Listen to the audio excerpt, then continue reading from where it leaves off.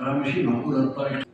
نوض قم بالواجب ديالك، نوض حل المشاكل ديال المشاكل ديال الصحة، أعطيه شي حاجة مؤقتة. يجب القيام بإجراءات عاجلة، وزارة الصحة وغيرها تقوم بإجراءات عاجلة اللي غيعرفها المواطن كتلبية لهذه الحاجيات.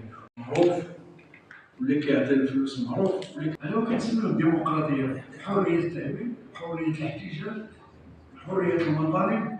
حنا عندنا 10% من التغطية الإعلامية الممنوحة للحكومة خصنا ناخذوها سنويا، ما كناخذوهاش.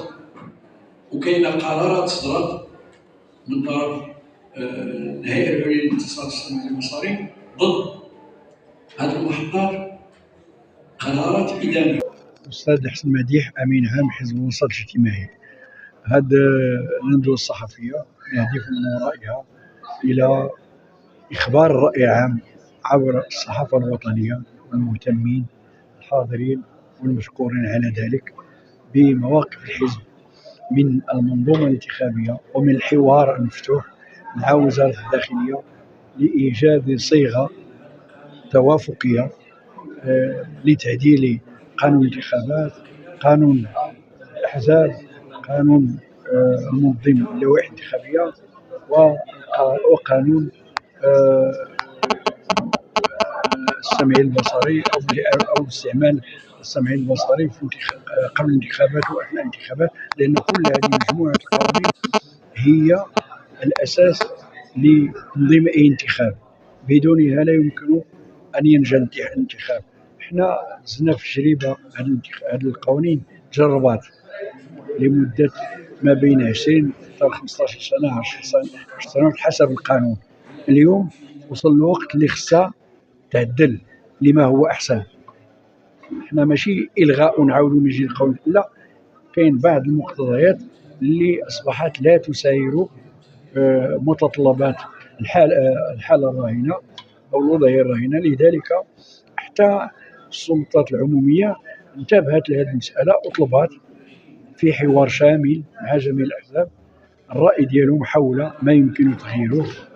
وحنا راه عطينا الآراء ديالنا اللي سمعتوا واللي عرفنا في المشكلة، وربما غيكونوا نقاشات أخرين سنطلعكم على ما وصلنا إليه. المسألة ديال اللي كتقصدي خروج الشباب والمطالبة بإصلاح وزارة الصحة والتعليم وغير ذلك، هذه مطالب مشروعة وعادية ونحن نطالبها ليل نهار. وحنا سبق عقدنا ندوة وطنية في مراكش حول وضعية الصحة، احنا مهتمين بهذا الموضوع. وربما هذا وزارة الصحة، قطاع الصحة ربما وصل إلى مواصل صعيبة جدا، أصبحت منعدمة. ولذلك هاد الناس اللي جاو تيطلبوا الصحة بحسن نية وتيطلبوا راه عادي، ولكن اللي ما متفقينش عليه هو الطريقة، هو الممارسة، هو الاعتداء على الممتلكات، الاعتداء على الإدارات العمومية، على الموظفين العموميين. هادشي كلشي كيرفضوا. وهاد الناس إلا مشاو في هذا الاتجاه راه غيرفضهم الشارع، غيرفضهم المواطن، والمواطن غينوض ضده، غيواجهوهم. المواطنين اللي غيواجهوهم ماشي الدولة، لأنه ما يمكنش واحد يفيق في الصباح يجي يريب بلاد كاملة، لا.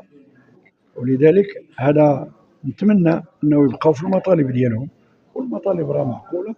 ومن المؤكد إلى ما استجابتش الحكومة، راه هي حكومة انتخابية، راه كاين مساطير لتغيير الحكومة وتغيير رئيس الحكومة. ما كاين الشارع ما تغييرش الحكومات، المساطير والدستور اللي كيغير. هذه الحكومة موضوعة بدستور وبانتخابات، لا يمكن أن تمشي إلا بناء على دستور وانتخابات، ماشي اللي فاق الصباح حيد فلان نجيب فلان. ما كايناش في دولة هذه ولا شيء. هذا تفكير بسيط.